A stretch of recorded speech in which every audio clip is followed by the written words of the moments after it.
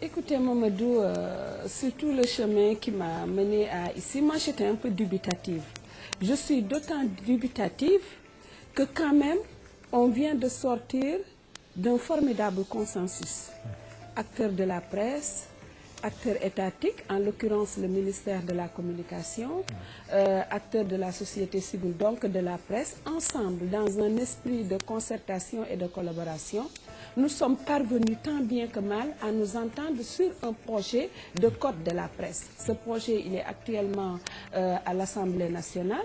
Alors qu'on s'attendait à ce que ce document soit voté, on nous parle un peu d'une loi renforçant les pouvoirs de l'autorité de régulation et qui va dans le sens d'une coercition plus grande de l'activité médiatique. Nous ne comprenons pas cette contradiction.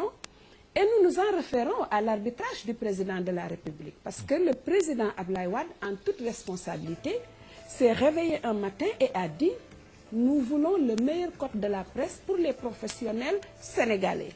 À l'époque, on avait salué l'initiative et avec tout le sens de la responsabilité requis, avec toute l'attention requise, toute la loyauté requise, par exemple, le SYNPICS, à côté d'autres acteurs, a joué sa partition. Maintenant que vous me dites, dans les infos, que vous avez le document, il n'y a pas de raison que cette information ne soit pas prise au sérieux. Nous sommes dans un contexte survolté où on a vite fait de trouver le bouc émissaire.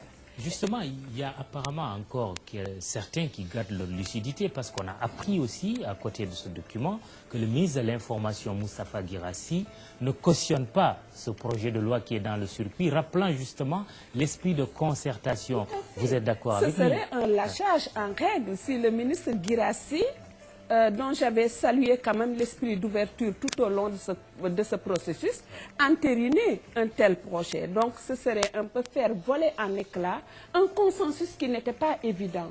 C'est sûr que nous avons gagné en liberté, mais nous avons payé également en responsabilité. Parce que le but du jeu, c'était plus de liberté pour une responsabilité accrue. Et nous avons joué ce rôle et nous entendons le jouer. Donc je peux très bien comprendre que le ministre Guirassy, dont l'un des chantiers majeurs finalement constitue ce projet de code de la presse, parce que n'oublie pas que la loi 96, c'est celle qui est en vigueur, c'est quand même un texte qui est désuet. Lorsque vous allez sur la loi 93, vous allez voir que finalement, il ne parle que, il parle même pas d'entreprise de presse, il parlait d'organes de presse, ce qui ne renvoie à rien par rapport au statut juridique de l'entreprise de presse. Donc il y a des avancées notoires et je pense qu'effectivement le ministre Guirassy, politiquement, a intérêt effectivement que ce document soit quand même adopté sous son magistère. Quoi qu'il en soit, ce n'est pas la première fois aussi qu'on tente de déstabiliser la presse.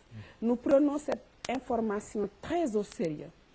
Nous développons notre veille, notre alerte et notre plaidoyer par rapport à cette question précise. Est-ce que vous avez le sentiment que la presse est utilisée un peu comme bouc émissaire par rapport à toute cette tension ambiante dans le pays?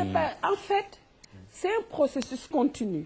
C'est pour ça que moi, je ne cède pas à l'émotion, en fait, parce que j'ai eu le recul nécessaire en tant que secrétaire général du SYNPICS aussi pour observer. Si vous avez vu, ça c'est la marque de fabrique de l'alternance.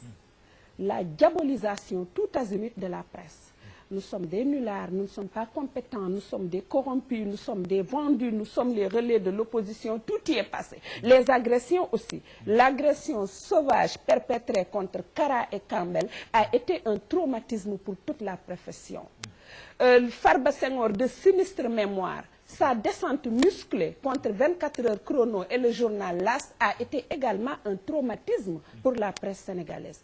Mais sans dormir sur nos deux oreilles, quand le président a fait une sortie pour dire tout ça c'est derrière nous, il a reçu le patronat de presse par exemple dans ce cadre.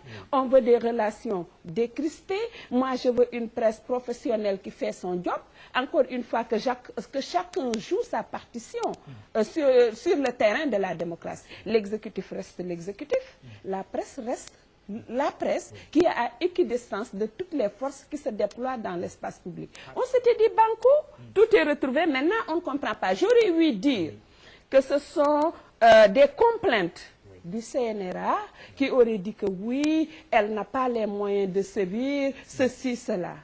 Nous, nous disons, dans le nouveau code de la presse, nous avons plaidé pour le renforcement des missions du CNRA, de l'autorité de régulation. Mais en premier point, ce qu'on a mis, il doit veiller à la liberté de presse et à la liberté d'expression. Très bien. Alors, Diatou, la dernière question, ce projet de code de la presse qui est encore à l'Assemblée nationale. Je rappelle que cette session parlementaire se termine demain, 30 juin.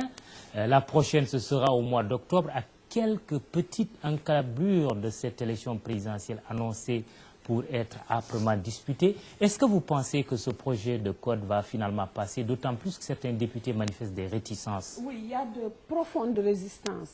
Selon les dernières informations que j'ai pu collecter au nom du SYNPICS à propos de ce projet de loi.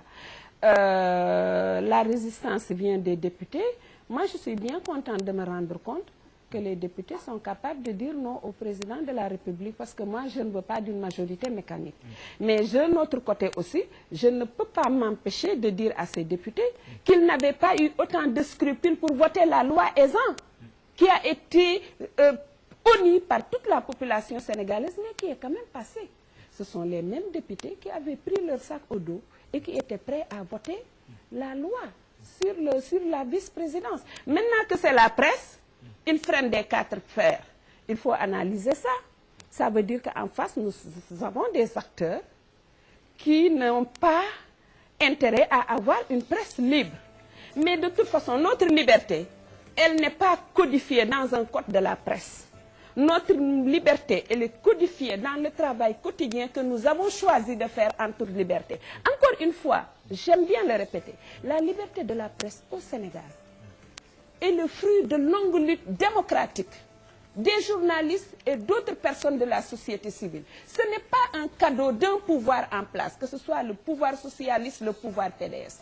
Quoi qu'il en soit, j'ai déjà eu à le dire au président de la République au cours d'une cérémonie de présentation de vœux. Je lui ai dit, Monsieur le Président de la République, nous sommes condamnés à vivre ensemble ici dans ce pays. Vous ne pouvez pas nous sortir du Sénégal, nous non plus, vous ne pouvez pas nous sortir du Sénégal. Et que de toute façon, la presse sénégalaise, en lieu et place des complaintes et des jérémiades, a choisi de se battre pour préserver sa liberté, son autonomie et son indépendance. Et je pense que l'heure est plus que jamais à la mobilisation pour que chacun reste à sa place et qu'on soit en paix, chacun à sa place. Merci. Diatou Cissé, vous êtes la secrétaire.